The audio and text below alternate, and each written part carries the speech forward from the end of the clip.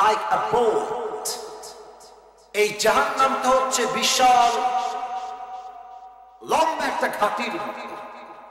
লিতাগিনা মাআবা, for the transgressors a place of return, যারা বেনামাজি হবে, সুদখোর হবে, ঘুষখোর হবে, তাদের জন্য এই জাহান্নামটা হবে আবাসস্থল, শেষ ঠিকানা। লাবিথিনা ফিহা আহকাবা। Allah is talking about the time limitation on this ayah. Allah Ta'ala এই আয়াতে বলছেন যে জাহান্নামীরা জাহান্নামে কতদিন বসবাস করবে। আল্লাহ তাআলা বলছেন লাবিথিনা ফিহা আহকাবা, যুগের পরে যুগ, বছরের পরে বছর, জনমের পরে জনম জাহান্নামীদেরকে আগুনে পুড়াবে। একজন আওয়াজ দিয়ে বলেন সবাই, তিনি কে? লা ইয়াযুকুনা ফিহা বারদান ওয়ালা শারাবা। They will have no food to eat, they will have no water to take. খাবারের জন্য কোনো খাবার থাকবে না। আর যখন জাহান্নামীরা বলবে আল্লাহ আমরা তৃষ্ণা, পানির দরকার, আমার বুকের ছাতি ফেটে যাচ্ছে, আল্লাহ আমাকে পানি দাও, পানি দাও। এক ফেরেশতা তার কাছে এসে দাঁড়াবে, তার হাতে একটা পেয়ালা, পানির পেয়ালা, বলবে এই নাও তোমার পানি। পানিটা যখন নিয়ে মুখে দিবে, পানিটা কেমন হবে? আল্লাহ তাআলা বলছেন ইল্লা হামিমান ওয়া সাফা, রক্ত এবং পুঁজ দ্বারা গলিত হবে এই পানিটা। যখনই এই পানিটা মুখে দিবে, এটা এতটা দুর্গন্ধযুক্ত হবে, মুখে পানি দেওয়ার সাথে সাথে বমি করবে, এবং বমি করে যত পানি যা ছিল ভেতরে সব এক বমিতে উদলায় বাহিরে ফেলে দিবে। আবার আগুন দিয়ে শুরু হয়ে যাবে জাহান্নামের শাস্তি। রক্ত এবং পুঁজ দ্বারা গলিত পানি হবে। এ হচ্ছে জাহান্নামের একটা বেসিক সিচুয়েশন, প্রাথমিক অবস্থা। আমি আমার ফুল তাফসীরের একটা ভূমিকা দিচ্ছি। আজকে আলোচনা সেন্ট্রাল থিম বা সাবজেক্ট ম্যাটার হচ্ছে জাহান্নামটা আসলে কেমন। এটাকে আমরা চারটা ভাগ করবো। নীলফামারীর সন্তানেরা আমার হাত দেখেন সবাই, বলেন সবাই কয়টা? আমি ভাগ করে দিচ্ছি, আমার আয়াতের বাহিরে আমি যাব। আমার পুরো ওয়াজটাই হবে কনস্ট্রাকটিভ, সাজানো গোছানো, পয়েন্ট টু পয়েন্ট। এক নাম্বার, জাহান্নামটা কেমন, এটা অলরেডি আমি আয়াত থেকে বলেছি, এটা হচ্ছে এক নাম্বার। দুই নাম্বার, জাহান্নামের যে শাস্তি হবে আগুন দিয়ে, এই আগুনটা কত ভয়ঙ্কর হবে, কোরআন কি বলে, হাদিস কি বলে। I will try my best to highlight that topic. জাহান্নামের আগুন কত ভয়ঙ্কর, দুই নাম্বার। তিন নাম্বার, জাহান্নামের আগুনের ভয় সাহাবায়ে কেরামদের মাঝে কেমন ছিল, এটা আমরা তিন নাম্বারে জানবো। চার নাম্বারে আমরা জানবো কিয়ামতের দিনে কারা যাবে জাহান্নামে, কেন যাবে জাহান্নামে, সেই কারণগুলো আমরা জানবো এবং নিজেদেরকে সেই কারণ থেকে আমরা বাঁচাবার চেষ্টা করবো। বলেন সবাই ইনশাআল্লাহ। এক নাম্বার তো শেষ, আয়াতের ট্রান্সলেশন করে দিয়েছি। দুই নাম্বার হচ্ছে জাহান্নামের আগুনের তাপ কেমন হয়। আচ্ছা আমার হাতে তাকান সবাই, এটাকে একটু আমি ভাঁজ করে নেই, because I am going to give you the example. একটা উদাহরণ দিতে চাই। আমি জানি এটা হচ্ছে আমার হাতে একটা কাগজ। বলেন তো নীলফামারী ভাইটার নাম কি? লম্বা কাগজ। মনে করেন এটা কোনো কাগজ না, এটা হচ্ছে একটা মোমবাতি। এটার নাম কি বাতি? মোমবাতি। আচ্ছা, মোমবাতির উপরে কি জ্বলে নিভি নিভি করে? আগুন। বলো সবাই কি জ্বলে? আগুন। আমি এখান থেকে একটা যুবককে ডাকলাম, ডেকে বললাম এই যুবক এদিকে আসো। বলল হুজুর কি হয়েছে বলেন তো। আমি বলবো যে তোমাকে আমি 10 কোটি টাকা দেব, একটা চ্যালেঞ্জ দিয়ে অ্যাকসেপ্ট করো। যুবক ডাক দিয়ে বলছে হুজুর 10 কোটি কেন দিবেন আপনি আমাকে, কি শর্ত, কি কন্ডিশন? আমি বলবো তোমার এই আঙ্গুলটা এই জ্বলন্ত আগুনে 10 মিনিট রাখতে হবে এমনে।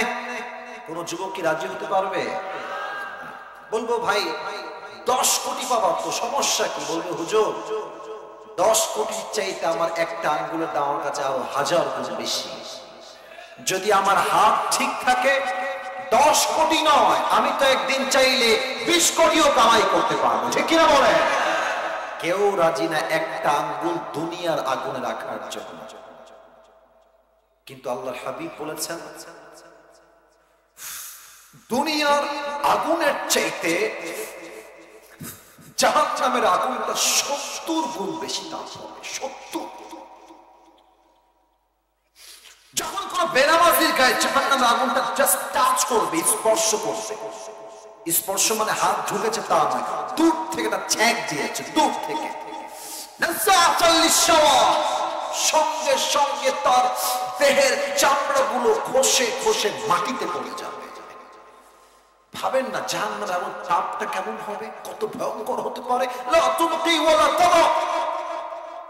It will not leave them alive, nor will it leave them dead. না বাঁচাবে না মারবে, মানুষ বাঁচবেও না মরবেও না। এবার বলুন তো জাহান্নামের আগুনের রং কি কালার হবে, কে বলতে পারে? কালো, রাইট। তিরমিজির হাদিস।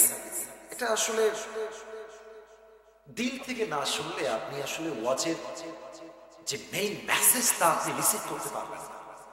আপনি ঠিক বেঠিক বলতে হবে না, আপনি আমাকে শোনেন, আমি কি বলি দেখেন না। আপনার নিয়ত এরকম হবে না যে আসিফ হুজুর অনেক ফেমাস, আজকে অনেক ক্যামেরা ছিল, আরে অনেক বড় মাহফিল। না, যদি আপনি এখান থেকে ঈমান আমল ঠিক করতে না পারেন, এই ওয়াজ দিয়ে, লাইট দিয়ে, ক্যামেরা দিয়ে, ফেমাস মানুষ দিয়ে 2 পয়সাও লাভ হবে না। ঠিক কিনা বলেন? আল্লাহর হাবিব বলেছেন জাহান্নামের আগুনকে আল্লাহ তাআলা 1000 বছর প্রথমে জ্বালিয়েছেন, পুড়িয়েছেন, বিধায় জাহান্নামের আগুনটা লাল হয়ে গিয়েছে। আবার আল্লাহ তাআলা এই জাহান্নামের আগুনকে 1000 বছর জ্বালিয়েছেন, ফলে তা সাদা হয়ে গিয়েছে। আবার আল্লাহ তাআলা জাহান্নামের আগুনকে 1000 বছর জ্বালিয়েছেন, ফলে এই জাহান্নামের আগুনটাকে ভয়ঙ্কর কালো রূপ দিয়েছে। 1 সপ্তাহ আওয়াজ দিয়ে বলেন সবাই, তিনি কে? এখন জাহান্নামের যে রূপটা আছে বড্ড ভয়ঙ্কর, কালো, ব্ল্যাক, কুৎসিত জাহান্নামের আগুনের এই চেহারা। এ হচ্ছে জাহান্নামের আগুনের অবস্থা। সব হাদিস বলি নাই। এবার আসেন 3 নাম্বার। এখানে আমি কিছু ঘটনা বলবো হাদিস থেকে, যে ঘটনাগুলো আমাদের এই দেশকে কেন্দ্র করে আমি বলতে চাই। কারণ আপনারা দেখেছেন এই দেশ থেকে 1 টাকা নয়, 2 টাকা নয়, 1 কোটি নয়, 2 কোটি নয়, হাজার হাজার কোটি টাকা বিদেশের মাটিতে পাচার হয়ে গিয়েছে। আপনারা এবার আমাকে উত্তর দেন, ইসলামের দ্বিতীয় খলিফা কি নাম? রাইট আনসার, ভয় নাই, আমি আপনাদেরই ভাই। নাম হচ্ছে ওমরে ফারুক। বলেন সবাই, নাম কি? ফারুক রাদিয়াল্লাহু তাআলা আনহু। আচ্ছা এদিকে তাকান তো আমার দিকে, আমার জামাটা দেখেন তো, কারণ টেবিল তো আমার সামনে নাই। আমি যেটা পরে আছি এটা কি পাঞ্জাবি না জুব্বা? হ্যাঁ হ্যাঁ, উত্তর সঠিক আছে। পাঞ্জাবি না জুব্বা? পাঞ্জাবি কেমন হয়? এই যে হাঁটু বরাবর কাটা হয়, এই পাশেও ফাড়া, এই পাশেও ফাড়া, আর হাঁটু বরাবর। আর জুব্বা কেমন হয়? পুরোটাই সেলাই করা, আর এটা হয় টাকনু পর্যন্ত। খুব খেয়াল করবেন। ওমরে ফারুক জুমার মেম্বারে, এই হলুদ গেঞ্জি, এই ছেলে, হলুদ গেঞ্জি এ পাশে, এই ছেলে বসো, একদম বসো, হয় না, খবরদার। এত সহজ না। ভালোবাসার জায়গায় ভালোবাসা, ধমকের জায়গায় ধমক, একদম উঠবা না। পুরো বছরে আসছি একদিন 1 ঘন্টা ওয়াজ না বলে শান্তি পাবেন কোথায় আপনারা যুবক ভাইরা? খবরদার উঠে যেও না, একজন উঠে নাই, সাহস নাই কারো, তুমি উঠবা না।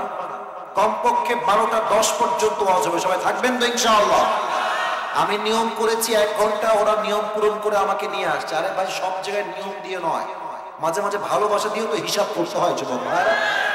খবরদার কেউ ডান বাম হবে না। তাকবীর দেন সবাই, লিল্লাহি তাকবীর। ওমরে ফারুক জুমার খুতবা দিচ্ছেন, মেম্বারে দাঁড়িয়ে দাঁড়িয়ে এক সাহাবী জুমার খুতবার মাঝে দাঁড়িয়ে গিয়েছে, ডাক দিয়ে বলছে, ইয়া উমর, ইয়া খলিফাতুল মুসলিমিন। থমকে গেছে। ওমরে ফারুককে এত মারাত্মক কথা, এত বড় কথা, আর ওমরে ফারুক কি করছেন? মুচকি হাসছে। আমাদের দেশের তো প্রধানমন্ত্রী বহুত দূর কি বাত है, চেয়ারম্যানকে কেউ উল্টা পাল্টা কথা বললে পিঠের চামড়া খুঁজে পাওয়া যায় না। ওমরে ফারুক মুচকি হাসছেন, পাশ থেকে তার ছেলে আব্দুল্লাহ ইবনে ওমর দাঁড়িয়ে গেছে, বলছে এই কি বলেন কাকে আপনি, ডাজন্ট মেক এনি সেন্স, মাথা ঠিক আছে আপনার? আমি বলছি আমার বাবার জুব্বা লম্বা কেন হয়েছে, আমার থেকে আপনি মূল ঘটনা শোনান। এই ঘটনা শুনলে আপনার চোখ উঠে যাবে উপরের দিকে, যে জাহান্নামের আগুনের ভয় কাকে বলে। ওমরের সন্তান আব্দুল্লাহ ইবনে ওমর ডাক দিয়ে বলছে, প্রিয় ভাই আমার, রাষ্ট্রের পক্ষ থেকে প্রত্যেক বছর আব্বা একটা জুব্বা পায়, আমি একটা জুব্বা পাই, বুঝাই দেই এটা দিয়ে, এটাও একটা জুব্বা, এটাও একটা জুব্বা, এটা আমি একটু ছিঁড়ে ফেলছি, সো সরি, আমি জাস্ট বোঝাতে চাই হাদিসটাকে প্র্যাকটিক্যালি। এবার তাকাই বলেন তো, এটা আমার ডান হাত, এটা আমার বাম হাত, এখান থেকে আমি ছিঁড়ে দিয়েছি, এখন আমার ডান হাতের জুব্বা বেশি লম্বা না বাম হাতের জুব্বা বেশি লম্বা? হ্যাঁ, বাম হাতের জুব্বা বেশি লম্বা। তো ওমর ফারুকের ছেলে বলল যে আমার আব্বা এই বছর যে জুব্বাটা পেয়েছেন রাষ্ট্রের পক্ষ থেকে, জুব্বাটার সাইজ একটু ছোট হয়ে গিয়েছে। তো আব্বা যখন জুব্বাটা পরিধান করেছেন, দেখছেন জুব্বাটা it is looking like a Punjabi, সাইজটা পাঞ্জাবির মতো হয়ে গেছে, হাঁটুর এই পর্যন্ত আসে। আবার বলেন তো ভাইরা, একটা প্রধানমন্ত্রী যদি জুব্বা পরে পাঞ্জাবির মতো, এটা কি তার শানের সাথে, তার ব্যক্তিত্বের সাথে এই জুব্বা মার্কা পাঞ্জাবি যায়? যায়। তো উনি চাইলে তো নতুন জুব্বা কিনতে পারতেন, রাষ্ট্রে এত টাকা এত সম্পদ, কেনেন নাই। বলছে আব্বা এক কাজ কর, তোমার যে জুব্বাটা আছে এটা এতটুকু কেটে নিয়ে আসো। কাটলাম আব্বা, এবার বলেন কি করব? বলছে তোমার এই জুব্বার কাটা অংশটা দর্জিকে ডেকে এনে আমার জুব্বা যে এখানে ছোট আছে এখানে তালি লাগায় আমাকে দিয়ে দাও। তালি লাগিয়েছে জুব্বা, যখন তালি লাগিয়েছে নরমালি এটা একটু লম্বা হয়ে গেছে, তাই জুব্বাটা টাকনুর নিচে নেমে গেছে। এবার আব্দুল্লাহ ইবনে ওমর বলছে আমার আব্বা চাইলে একটা জুব্বা নয় কয়েক লাখ জুব্বা ক্রয় করে পড়তে পারতেন, আর জাহান্নামের আগুনের ভয় আমার বাপকে জুব্বা পর্যন্ত কিনতে দেয় নাই। আল্লাহু আকবার। তাকে বলে জাহান্নামের আগুনের ভয়। আবু বকর রাদিয়াল্লাহু তাআলা আনহুর কাছে তার বউ আসছে, ডাক দিয়ে বলছে ইয়া খলিফাতুল মুসলিমিন, আপনার সন্তানরা দাবি করেছে আপনার সন্তানরা সারিদ খেতে চায়, আরব বিশ্বের সবচেয়ে দামি খাবারের নাম হচ্ছে সারিদ। প্রধানমন্ত্রী তিনি বলছেন যে মাফ চাই, সারিদ যে খাওয়াবো ওই টাকা আমার কাছে 2 পয়সাও নাই, মাফ চেয়ে নিচ্ছি। সন্তানদেরকে বলো আব্বাকে মাফ করে দিতে। বলছে ঠিক আছে মাফ করে দিলাম, আপনি যান। চলে গেছে। দীর্ঘ প্রায় 3 মাস পরের কথা আবু বকর আবার বাসায় আসছে, এসে দেখছে বউ একটা প্লেট নিয়ে সামনে আসছে। বলছে আরে বউ এটা তোমার হাতে কি? বলছে এই প্লেটে 2 টুকরা সারিদ আপনার জন্য নিয়ে আসছি, আপনি খান। সুবহানাল্লাহ পড়বেন না একবার? বলছে সারিদ? কই থেকে সারিদ আসলো? আমি তো টাকা দেই নাই কাউকে, কিনলা কই থেকে? আমি কয়টা হাদিস আপনাকে বলবো জাহান্নামের আগুনের ভয় নিয়ে। আবু বকরের বউ বলছে ইয়া খলিফাতুল মুসলিমিন, আপনি যে প্রত্যেক মাসে আমাকে হাত খরচের টাকা দেন, ওইটাকে বাঁচিয়ে বাঁচিয়ে বাঁচিয়ে আমি আপনার জন্য সন্তানদের জন্য সারিদ ক্রয় করেছি। বলছে তাই নাকি? এটা হালাল তো তাই না? দাও। 2 টুকরা জাস্ট খেয়েছে, খেয়ে বের হয়ে গেছে। রাষ্ট্রের মন্ত্রী, এমপি, পুলিশ, মিডিয়া, র্যাব, সেনাবাহিনী তৎকালীন সময়ে যারাই ছিল সবাইকে ডেকে বিশাল বড় একটা মাজলিসের শুরা সংসদ ডেকেছেন। সবাই তো দ্রুত আসছে, কি ব্যাপার, কি হয়েছে, কি সমস্যা, কোনো সমস্যা হলো কিনা, কি ব্যাপার, এত জরুরি তলব কেন, সবাইকে ডাকলেন কেন? তিনি সবাইকে তাড়াতাড়ি সবাই বসে গেছে। আবু বকর ডাক দিয়ে বলছে সবাই শুনবেন আমার কথা, বলেন তো আপনার আমার বেতন কত দেন মাস গেলে? কথার কথা তারা বললো আপনার বেতন হচ্ছে 30,000 টাকা। নীলফামারীর ভাড়া, কিশোরগঞ্জের ভাড়া কয় হাজার টাকা? এত আসতে কেন, কত হাজার? আবু বকর কি বলছে? কমাই দাও, 20,000 টাকা। তো একজন সাহাবী দাঁড়িয়ে গেছে, আপনি হচ্ছেন প্রধানমন্ত্রী, আপনার বেতন দিন দিন বাড়বে, কমবে কেন? বলছে আমার বউ প্রত্যেক মাসে টাকা বাঁচিয়ে বাঁচিয়ে আমার জন্য ছেলেদের জন্য সারিদ কিনেছে। টাকা বাঁচলো কেন? টাকা বাঁচলো কেন? এটাই প্রমাণ আমি আবু বকরের সন্তান, আমি আবু বকরের যারা আছে, আমাদের পুরো পরিবার এর চাইতে কম টাকায় চলবে, তোমরা এই মুহূর্তে আমার বেতনকে কমায় দাও। পড়বেন না আপনারা? এক সাহাবী দাঁড়িয়ে গেছে। সবার তো মনোমাইন্ড একরকম হয় না। বলছে আবু বকর, আমি একটা কথা বলতে চাই, যদি আপনি বেয়াদবি না নেন। বলছে বলো। আপনি তো আমাদের সব, রাষ্ট্রের হর্তা কর্তা নেতা খলিফা, you are everything in this world. এই দুনিয়ার তো সবকিছু আমাদের, আপনি। আপনার বেতন যদি কয়েক দিনার দিরহাম বেশি হয়, সমস্যা কি? থাক না, এই তো কয়েক দিরহামের ব্যাপার। আবু বকর বলছে, তুমি কাগজ নাও, কলম নাও, আমাকে লিখে দাও যে বেতন আমি বেশি নিব, আমার কোনো আপত্তি নাই, বাট আমার জাহান্নামের আগুন তুমি নিবা, আমাকে লিখে দাও, লিখে দাও। বুঝেন তাকওয়া কাকে বলে? আমাদের ঢাকার যে মেট্রো রেল আছে, নাম শুনছেন আপনারা সবাই? এই বলুন না সবাই, নাম শুনছেন আপনারা সবাই? 3 আগস্ট মনে হয়, I am not sure about the day, maybe এটাই তারিখ হবে। এটা ছাত্র জনতার এই যে বিক্ষোভ হলো, কিছুটা ভেঙে গেল। আমাদের মাননীয় কনফার্ম জান্নাতে যিনি ছিলেন প্রধানমন্ত্রী, আমাদের আপা ম্যাডাম, উনি বললেন যে এটা ঠিক করতে আমার 300 কোটি টাকা লেগে যাবে। আমি বললাম 300 কোটি? यार ये क्या बात कर रहा है, 300 কোটি? আমি পরে গিয়ে দেখলাম তার পতন হয়ে গেল ছাত্র জনতার মাধ্যমে, ডক্টর ইউনূস সরকারের মাধ্যমে। কিসে 300 কোটি? 20 কোটির কমেই হয়ে গিয়েছে। এবার আপনি বলেন তো, এরকম ঘোল খাওয়ায় এই দেশ থেকে কত হাজার টাকা বিদেশের মাটিতে পাচার হয়ে গিয়েছে। আরেকটা আছে বাটপার, নাম হচ্ছে কাউয়া কাদের, নাম শুনছেন? আচ্ছা, এটা কোথায় আছে?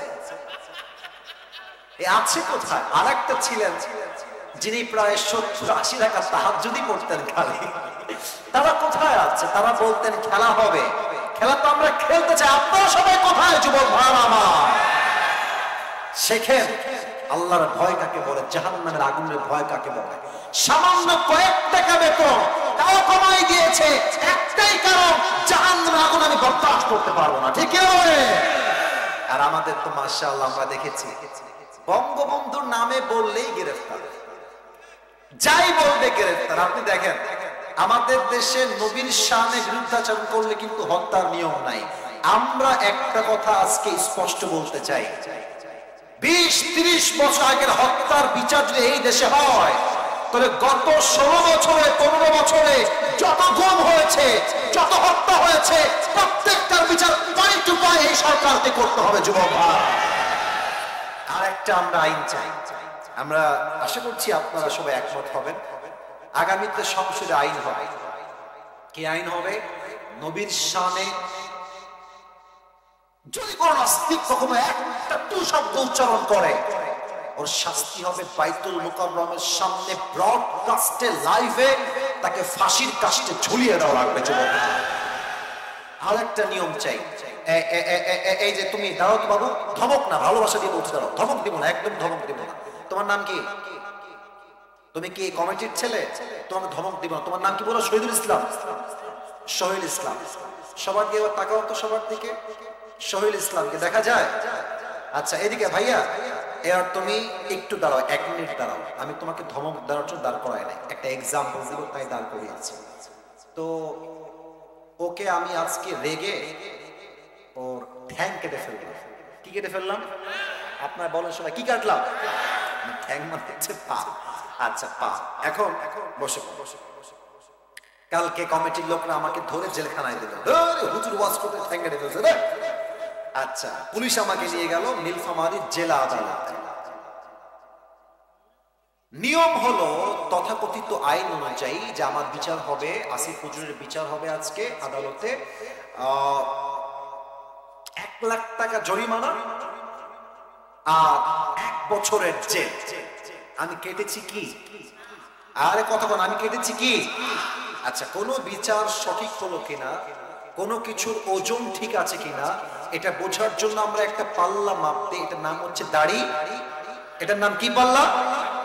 আচ্ছা এবার দাড়ি পাল্লা নেন, বাজার থেকে নিয়ে আসেন, যান। ডান পাশে রাখেন সোহেলের পা, আর বাম পাল্লায় রাখেন আমি আসিফ হুজুরের 1 বছরের জেল আর হচ্ছে 1 লাখ টাকা। এবার আপনি দুইটা মিলে এমনি টান দেন, ওজন দেন, দুইটা কি সমান সমান হবে? হ্যাঁ হবে হবে।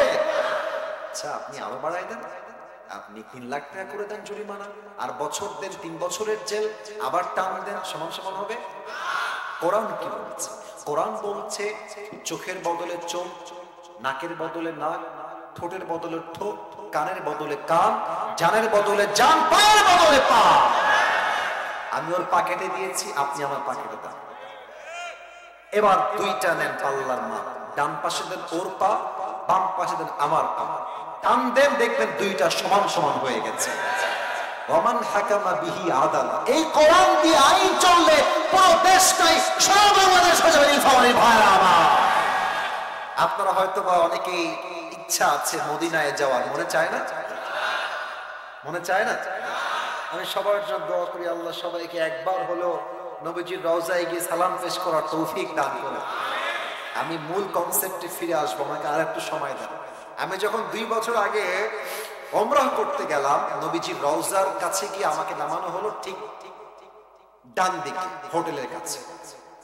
বিশ্বাস করেন প্রিয় ভাইরা, আমি যখন প্রথম ওমরাহ করতে গেলাম, আমি যখন নবীর শহরে ঢুকলাম, আসলো আমাকে নিয়ে বলা হলো যে আপনাকে এখন চেক ইন করতে হবে, আপনার পাসপোর্ট, আপনার রিয়াল সবকিছু আপনাকে প্রোভাইড করতে হবে, আসেন। আমার মন তো মানছে না, আমার মন চলছে কখন আমি যাব নবীজির রওজায়। তা আমাদের যিনি মুআল্লিম ছিলেন, অর্থাৎ যিনি প্রধান, বললাম হুজুর আমাকে ছুটি দেন, আমি থাকবো না, আমি নবীজির রওজায় আগে সালাম পেশ করে আসি। হুজুর বললেন এখানে হিটলারি করবেন না, আপনি এখানকার কোন সেলিব্রিটি নন, এখানকার আপনি নন ফেমাস সাধারণ মানুষ, বাড়াবাড়ি বেশি করেন না, হারায় যাবেন। হ্যাঁ বললাম সমস্যা নাই, আমি আরবি ভাষা জানি, নো প্রবলেম। আমি গেলাম, চলে আসছি নবীজির রওজার কাছে। বিশ্বাস করেন নবীর রওজা দেখার সঙ্গে সঙ্গে আমার মাথায় একটাই জিনিস আসছে যে আজীবন শুধু পড়েছি হাদিসে, যখন দাওরা হাদিসে ভর্তি হলাম, অলওয়েজ ক্বালা রাসূলুল্লাহ সাল্লাল্লাহু আলাইহি ওয়াসাল্লাম, ক্বালা রাসূলুল্লাহ সাল্লাল্লাহু আলাইহি ওয়াসাল্লাম, নবীজি বলেছেন, নবীজি বলেছেন, নবীজি বলেছেন, নবীজি বলেছেন। সেই নবী কে? আমার রওজার সামনে তার, আমি তার রওজার সামনে দাঁড়ায় আছি। সুবহানাল্লাহ পড়ুন সবাই আপনারা। তো যাই হোক, কোনো মতে সালাম দিয়ে নবীজির রওজাতে আবার হোটেলে গেলাম ঘুমানোর জন্য। নিয়ত করলাম যে কালকে এশারের নামাজ পড়বো এখানেই, ঘুমাবো নবীজির রওজার সামনে।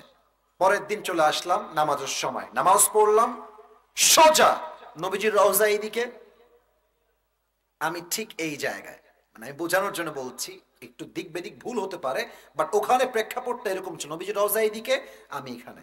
ঘুমায় গেলাম। তো ঘুমানোর সময় আমার ফোনে আইফোন ছিল, আমার পকেটে আইফোন ছিল, অ্যান্ড্রয়েড ফোন ছিল, পাসপোর্ট ছিল, রিয়াল ছিল, বাংলাদেশি টাকা ছিল, আমার ওয়ালেট ছিল, মানে মানি ব্যাগ ছিল। আমি সবগুলোকে এরকম মোটা পকেটে রেখে ঘুমানো সম্ভব নয়, আমার বুকের ডান দিকে রেখে আমি ডান কাত হয়ে শুয়ে গেলাম। আপনাকে ঘটনা বলছি মজা করার জন্য নয়, শিক্ষা আছে।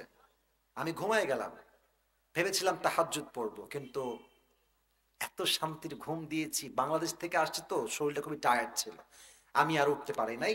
ঠিক ফজর আজান যখন দিয়েছে তখন আমি উঠেছি। উঠে দেখছি মাশাআল্লাহ আমার আইফোন আইফোনের জায়গায় আছে, আমার অ্যান্ড্রয়েড ফোন অ্যান্ড্রয়েড ফোনের জায়গায় আছে, রিয়াল রিয়ালের জায়গায় আছে, পাসপোর্ট আছে, সব যেমন ভাবে ছিল তেমন ভাবেই আছে। আমি ভাবলাম যদি এটা আমার দেশ হতো, আন্ডার প্যান্ট রাখলে আন্ডার প্যান্টও চুরি হয়ে যেত। এখন বলবেন হুজুর ওখানে চুরি হলো না কেন? এর কারণ ওখানে কোরআনের সব আইন জারি নাই, তবে একটা আইন জারি আছে, সেটা হচ্ছে যে যদি কেউ চুরি করে, ওয়াসারিকু ওয়াসারিকাতু ফাকতাউ আইদিয়াহুমা, if anyone steals something gracious, cut down his right hand. আল্লাহ তাআলা বলছেন কেউ যদি চুরি করে, কোন কথা নয়, দামি জিনিস হলে তার ডান হাতটা কেটে দাও, ঠিক কিনা বলেন? এই একটা আইনের জন্য, কোরআনের একটা আইন, সব আইন না, একটা আইনের জন্য পুরো আমেরিকাতে, লন্ডনে, ইতালিতে, যত দেশ ইউরোপ কান্ট্রিতে আছে, ওই পুরো দেশে একদিনে যা চুরি হয়, আরবে কয়েক বছর মেলেও এরকম চুরি হয় না। কেন? একটা জাস্ট আইন জারি আছে, হাত কেটে দাও। একটা আইন দিয়ে যদি এত শান্তি কায়েম হয়, পুরো দেশ যদি কোরআন দিয়ে চলে, দেশটা তো সোনার দেশ হয়ে যাবে।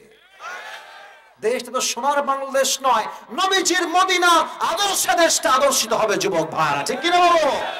এটা কেমনে সম্ভব হবে? যখন আপনার হৃদয়ে আল্লাহর ভয় থাকবে, জাহান্নামের ভয় থাকবে।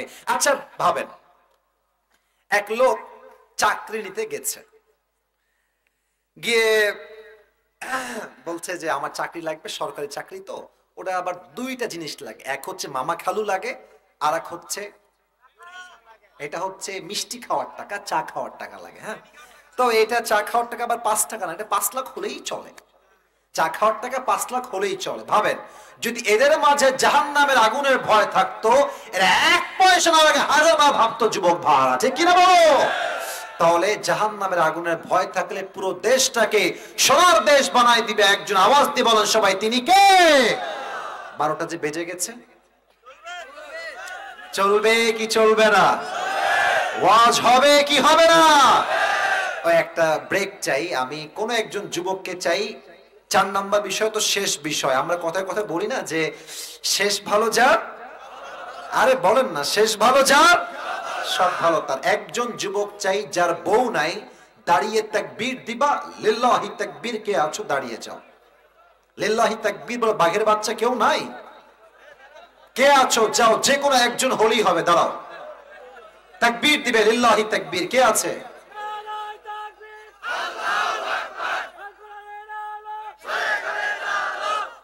তোর বিয়ে হবে না, যা, গায়ে কোনো জোর নাই বেটা। সবাই আমার সঙ্গে কাশি দেন, একবার দিবেন, একবারই এনাফ হবে ইনশাআল্লাহ। লিল্লাহি তাকবীর। জাহান্নামে মানুষ কেন যাবে, এটাই আমার শেষ সাবজেক্ট। এটা বলে আমি দোয়ার দিকে যাব। তোমরা যারা দাঁড়িয়ে আছো কেউ ডান বাম কইরো না। আমার মায়েরা বোনেরা কোন সাইডে আছে? পেছনে। আমি আমার বোনদেরকে 2টা কথা বলতে চাই এই সাবজেক্টে এসে। কিয়ামতের দিন 2 ধরনের মেয়ে সবচেয়ে বেশি জাহান্নামী হবে। এক হচ্ছে সেই মেয়ে, যেই মেয়ে বোরকা পরবে, হিজাব পরবে, হাত মোজাও পরবে, পা মোজাও পরবে, বাচ্চার বোরকা এমন টাইট ফিটিং হবে দেখলে মনে হবে রাস্তায় উলঙ্গ মেয়ে হেঁটে বেড়াচ্ছে। যুবক ভাইরা, এখনকার যুগের মেয়েরা এমন এমন ড্রেস পরে, এমন পোশাক পরে, যুবকদের চোখ নয় মুরব্বীর চোখটাও নষ্ট হয়ে যায় যুবক ভাইরা। তবে নীলফামারীতে খুব বেশি একটা তোমরা এটা বুঝবা না, আছে আমি জানি, বাট ঢাকা গেলে বুঝবা কিয়ামত বেশি দূরে নাই যুবক ভাইরা। ঢাকার বসুন্ধরা, ঢাকার যমুনা ফিউচার, ঢাকার গুলশান, ঢাকার উত্তরায় যে মেয়েগুলো রাস্তাঘাটে চলে, কিসের হুজুর? মুরব্বীরা দেখলো চোখ আর ইমান দুইটাই নষ্ট হয়ে যাবে, ঠিক কিনা বলে?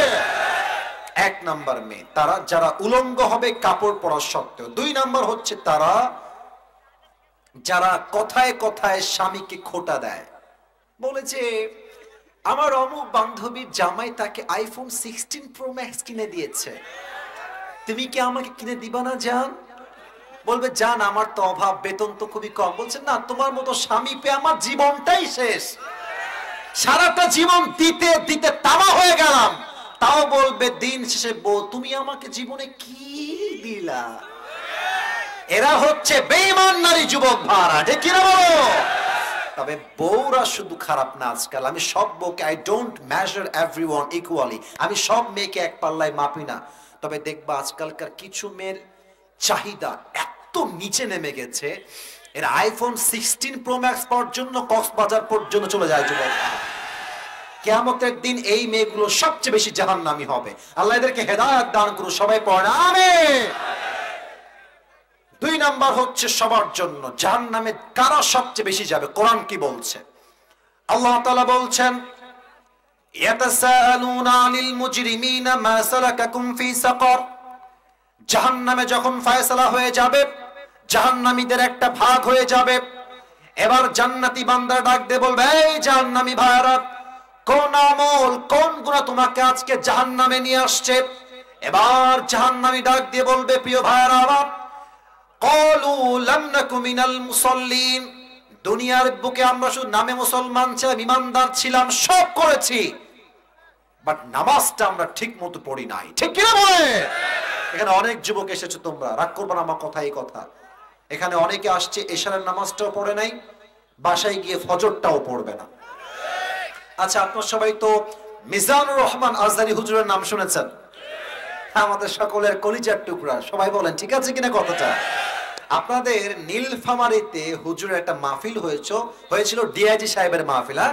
আমরা দেখেছি প্রায় 5 লাখ 10 লাখের মতো লোক সেখানে এসেছিল। আসলে সত্য কথা বলছি আপনাদেরকে, আমি আমার নিজের জীবনে দেখেছি তো, নীলফামারীর মানুষ আসলেই কোরআন প্রেমিক মানুষ ভাই। শুধু নীলফামারী নাই, রংপুরের যতগুলো জেলা আছে, ঠাকুরগাঁও বলেন, নীলফামারী বলেন, এদিকে আপনার সৈয়দপুর বলেন, এদিকে আপনি মনে করেন পঞ্চগড় বলেন, যত জায়গা আছে প্রত্যেকটা জেলার মানুষ কোরআন থেকে কথা বললে দোয়া না করে কেউ বাসায় ফিরে যায় না, ঠিক কিনা বলে? আমি নিজে দেখেছি এটা। তো আজহারী সাহেবের কথা কেন বললাম, দেখেন আজহারীর একজন নানা ছিলেন, তোমরা যুবকরা অবশ্যই চিনবা, মুরব্বীরাও চিনতে পারে। তার নাম হচ্ছে গোলাম সরোয়ার সাইদি হুজুর। আমার চেহারা কি সুন্দর, তার চেহারা আরো সুন্দর। তার বয়স কিন্তু 50+, কিন্তু মানে কি সুন্দর চেহারা, আমি নিজেই একটু ক্রাশ খাই মাঝে মাঝে দেখে। আল্লাহ তাআলা তাকে জান্নাতুল ফেরদাউসের উঁচু মাকাম নসিব করুক, পড়া আমিন। উনি একটা কথা বলতেন, মারাত্মক কথা বলতেন। উনি বলতেন, যদি ঠিক হয় ঠিক বলবেন, উনি বলতেন যে নামাজ নাই যার, ঈমান নাই তার। নামাজ নাই যার, মুসলমান হিসেবে পরিচয় দেওয়ার কোন যোগ্যতা নাই তার। নীলফামারীর ভাইরা, নামাজ হচ্ছে মুসলমানদের জীবনের সবচেয়ে বড় পরিচয়। ওমরে ফারুকের কাছে এক শেষ হাদিস, এটাই, এক যুবক আসছে, তার নাম হচ্ছে আবু লুলু আল মাজুসি। এটাই শেষ হাদিস। কেউ যে ডান বাম হন খবর আছে।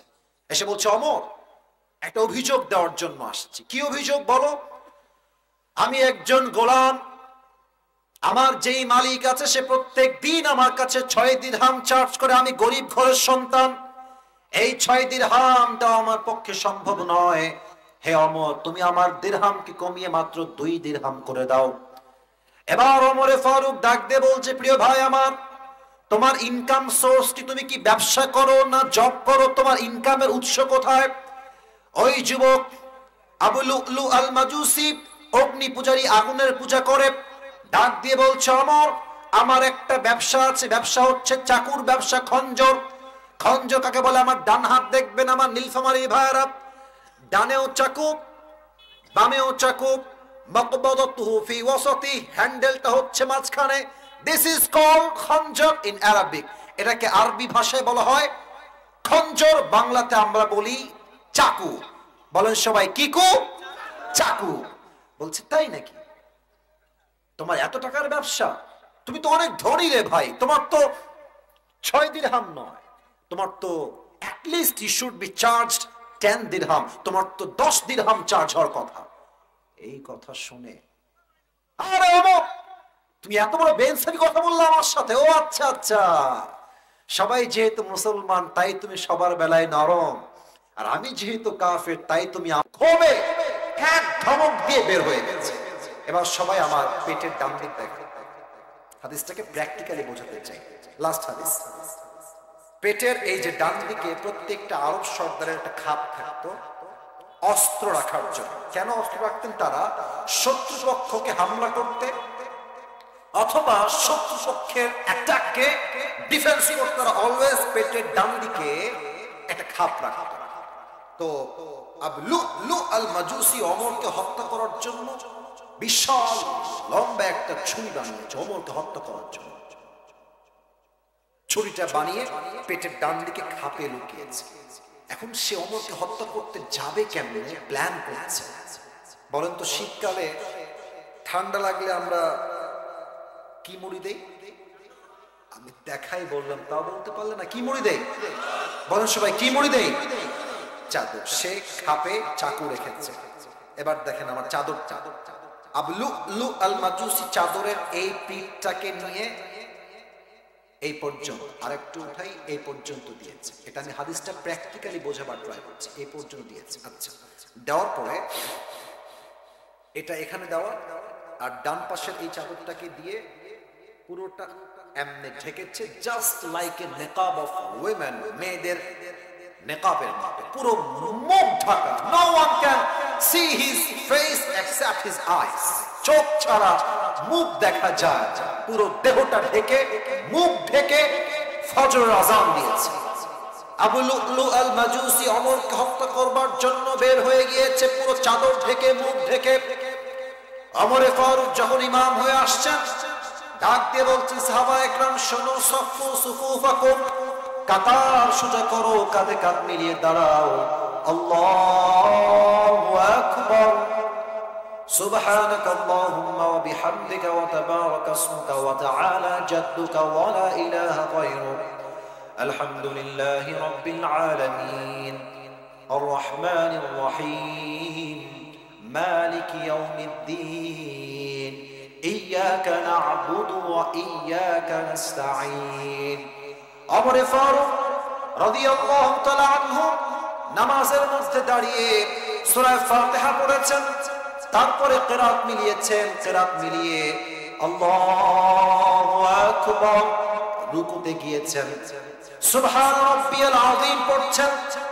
যখন তার তাসবিহ পাঠ করা শেষ হয়ে গিয়েছে, সামি আল্লাহু লিমান হামিদা বলে যখন তিনি উঠবেন, ঠিক ওঠার সময় পেছন থেকে আবু লু'লু আল মাজুসি, চাদরটা তার এমনি ঢাকা ছিল, ওমরে ফারুক যখনই সামি আল্লাহু লিমান হামিদা বলে উঠবেন, চাদরটাকে এমনি ধরে উড়াই দিয়েছে। পেটের ডান দিক থেকে বিশাল লম্বা খঞ্জর বের করেছে, খঞ্জর বের করে সোজা ওমরের সামনে চলে আসছে। অন্ধকার রাত, কেউ কাউকে দেখতে পায় না। এবার লম্বা ছুরি বের করে ডানেও চাকু বামেও চাকু, ওমরে ফারুক এমনি দাঁড়িয়ে আছে, আর সঙ্গে সঙ্গে আবু লু'লু আল মাজুসি চাকুটাকে এমনি ধরেছে, পেছনে একটা টান দিয়েছে, টান দিয়ে বিশাল শক্তি দিয়ে ওমরে ফারুকের পেট বরাবর একটা আঘাত করেছে। কেমন করে আঘাত করেছে সবাই আমার পেটের দিকে তাকান। ছুরিটা এমনি ধরে ওমরে ফারুকের পেটের ডান দিক থেকে নিয়ে বাম দিকে একবার আঘাত দিয়েছে, আবার এখান থেকে ধরে বাম দিকে আবার আঘাত দিয়েছে, আবার ডান দিক থেকে ধরে বাম দিকে আবার আঘাত দিয়েছে। এমন জোরে জোরে তিনটা আঘাত দিয়েছে। আঘাতের চোটে ওমরে ফারুক রাদিয়াল্লাহু তাআলা আনহুর পুরো পেটটা কেটে নাড়ি ভুঁড়িগুলো সব বাহিরে বের হয়ে গিয়েছে। ওমরে ফারুক নামাজের মাঝেই চিৎকার দিয়ে বলছেন, কতালানি আল কালব, আমাকে একটা কুকুর হত্যা করেছে, কে আমাকে বাঁচাও, কে আছো আমাকে বাঁচাও, জলদি আসো। আঘাত পেয়ে পেটটা এমন ভাবে কেটে গিয়েছে, পেট দিয়ে নাড়ি ভুঁড়ি তো সব বের হয়ে গিয়েছে, রক্তগুলো গল গল করে বের হয়ে পুরো মাটিটা রক্তে রঞ্জিত হয়ে গিয়েছে। ওমরে ফারুক অজ্ঞান হয়ে পড়ে গিয়েছে। সাহাবায়ে কেরাম বুঝে গিয়েছে সামথিং ইজ রং, কোন একটা ভুল কিছু হচ্ছে। আর কাতারের মাঝখান দিয়ে আবু লু'লু আল মাজুসি আঘাত করে যখন পালায়ে যাবে, হাদিসে আসছে 7 জন সাহাবী মিলে, ওই সাহাবী মিলে যখনই সবাই মিলে আবু লু'লু আল মাজুসিকে ধরতে গিয়েছে, যখনই গিয়েছে ধরতে সবাই মিলে, আবু লু'লু আল মাজুসি অন্ধকারে কিছুই দেখতে পাচ্ছে না, যে সামনে আসছে চাকে চাকে চাকে চাকে, কাউকে কোনো ছাড় না। এরকম ভাবে 7টা ছুরি আঘাত করেছে, কারো মুখ কেটে গেছে, কারো বুক কেটে গেছে, কারো পেট কেটে গেছে। 7 জন সাহাবী আঘাত পেয়ে ওখানে জায়গায় স্পট জায়গায় শহীদ হয়ে গেছে। আর ওমরে ফারুক অজ্ঞান হয়ে ডান দিকে পড়ে গেছে। সাহাবীরা মনে করছে উনি হয়তো মারা গেছে। কয়েকজন সাহাবী মিলে কোনো মতে এসে দৌড় দিয়ে ওমরে ফারুককে ধরে ডান দিকে নিয়ে গিয়েছে। আর চিৎকার দিয়ে বলছে, আইনা তবিব, আইনা তবিব, ডাক্তারগুলো আজকে কোথায়, দৌড় দিয়ে আসো, ওমরে ফারুককে বাঁচাইতে হবে। মদিনার সব ডাক্তারগুলো দৌড় দিয়ে আসছে ওমরকে বাঁচানোর জন্য। এসেই দেখছে ওমরে ফারুক বেহুশ হয়ে পড়ে আছে, তার 2 পেটের 2 দিকে কেটে নাড়ি ভুঁড়িগুলো সব বের হয়ে ডান দিকে পড়ে আছে। আর ওমরে ফারুক অজ্ঞান হয়ে এমন করে চিত হয়ে পড়ে আছে। 2 জন ডাক্তার এসে ওমরে ফারুকের পিঠটা পেছন থেকে ধরেছে, পেছন থেকে ধরে হালকা করে একটু উঠিয়েছে, ডাক দিয়ে বলছে, পানির একটা পেয়ালা নিয়ে আসো। সাহাবায়ে কেরাম দৌড় দিয়ে গিয়ে একটা পানির গ্লাস নিয়ে আসছে। ওমরে ফারুকের ঠোঁটটাকে এমনি একটু হা করেছে, পানির এক ফোঁটা পানি ওমরের মুখে দিয়েছে। যখন তার মুখে পানির ফোঁটা গিয়েছে, আমার গলার দিকে তাকান নীলফামারী ভাইরা, যখন এক ঢোক পানি দিয়েছে গলার থেকে পানি নামতে শুরু করেছে। গলা দিয়ে পানি নেমে, বুক দিয়ে পানি নেমে, পেট এতটা কেটে ফেড়ে গিয়েছে, সবগুলো পানি পেট কেটে বাহিরে গলগল গলগল করে বের হয়ে গেছে। সব পানি পেট দিয়ে বের হয়ে গেছে। বলছে দুধ দিয়ে আসো, পানি দিয়ে কাজ হবে না, দুধ খাও, খাওয়া সহজে বের হবে না। সাহাবায়ে কেরাম দৌড় দিয়ে গিয়ে দুধ নিয়ে আসছে। এবার ওমর ফারুক রাদিয়াল্লাহু তাআলা আনহুকে আবার উঠিয়েছে। আবার উঠানোর পরে ওমর ফারুকের মুখে দুধের এক ঢুক দুধ দিয়েছে। দুধগুলো গলা দিয়ে নেমে, বুক দিয়ে নেমে, পুরো পেট এমন ভাবে কেটে গিয়েছে, সবগুলো দুধ পেট দিয়ে বের হয়ে গলগল করে রাস্তায় পড়ে গেছে। সাহাবায়ে কেরাম এই কঠিন দৃশ্য দেখে বুঝে গিয়েছে Omar Faruk is maybe no more, he will die maybe very soon, সে হয়তো আর বাঁচবে না, এই তো হায়াত শেষ। হঠাৎ করে সাহাবী দেখছে যে ওমর ফারুক তার চোখটাকে একদম ছোট ছোট করে একটু খুলছে। আমার দিকে তাকান, he has opened his eyes, it's a very little bit, খুবই ছোট করে এতটুকু। ওই সাহাবী দৌড় থেকে দৌড়তে আসছে, মারা খায়া ওমর, মারা খায়া ওমর, হে ওমর আপনার কি হয়েছে, আপনার কি দরকার আমাকে বলেন। ওমর ফারুক জবান দিয়ে কোনো কথাই বলছে, জাস্ট ইঙ্গিত করছে একবার কান ঠোঁট, একবার কান একবার ঠোঁট। ওই সাহাবী বুঝে গেছে ওমর ফারুক চাচ্ছে আমি আমার কানটা ওমর ফারুকের মুখের কাছে বাড়িয়ে দিই। ওই সাহাবী দৌড় দিয়ে এসে কানটা মুখের কাছে দিয়েছে। আর সে ভাবছে হয়তো আমাকে বলবে আমার বউকে দেখে রেখো, বাচ্চাকে দেখে রেখো, সন্তানকে দেখে রেখো আমার মৃত্যুর পরে। এই চিন্তা করে কানটাকে তার মুখের কাছে দিয়েছে। আমি আবারও বলছি, সিচুয়েশন, সাতজন সাহাবী জায়গায় শহীদ। ওমর ফারুকের পেট কাটা, নাড়ি ভুড়ি এক সাইডে, রক্ত পড়ে পুরো মাটিটাই রঞ্জিত হয়ে গেছে। তিনি আর বাঁচবেন না, সবাই বুঝে গিয়েছে। কানে কানে জাস্ট একটা কথা বলছে, এই সাহাবী, ওর খবর লাগবে না, সন্তান লাগবে না, রাজ্য লাগবে না, সম্পদ লাগবে না, আমাকে জাস্ট একটা খবর দাও। আসল্লান নাস, আসল্লান নাস, আমি ওমর যেই নামাজের ইমাম ছিলাম, আমাকে আঘাত করে আমি অজ্ঞান হওয়ার পরে সাহাবায়ে কেরাম কি সেই নামাজটা জামাতের সঙ্গে আদায় করেছে? এত আস্তে বললেন সবাই সুবহানাল্লাহ, আর একবার বলেন সবাই সুবহানাল্লাহ। ভাবেন তো কোন সাহাবী এটা? এমন সাহাবী যাকে আল্লাহর হাবিব দুনিয়াতেই জান্নাতের টিকিট দিয়েছেন। দুনিয়াতে, আরে ভাই সে নামাজ পড়লো কি না পড়লো, দুনিয়াতে জান্নাতের পেয়ে গেছে। এই মানুষটা জান্নাতের টিকিট পেয়েও নামাজকে ভুলে নাই।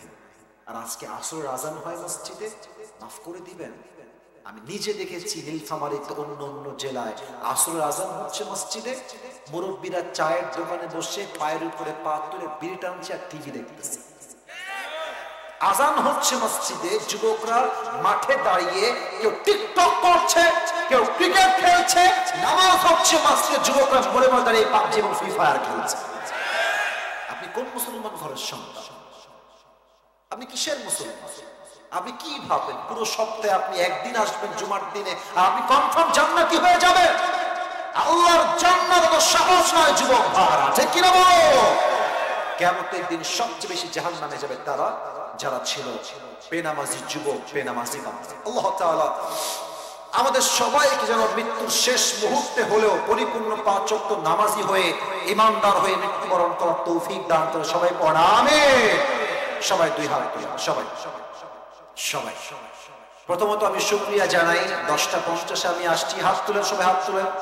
এখন বাজে প্রায় 12:20, প্রায় 12:30 কাছাকাছি। আপনারা যে ধৈর্যের পরিচয় দিয়েছেন এটাই প্রমাণ আমরা আল্লাহ রাসূলকে, আল্লাহকে, কোরআনকে মন থেকে, কলিজার থেকে ভালোবাসি। কথা ঠিক আছে কিনা বলে? হাত তুলেছি একটু ওয়াদা করানোর জন্য, আমাকে না আল্লাহর সাথে।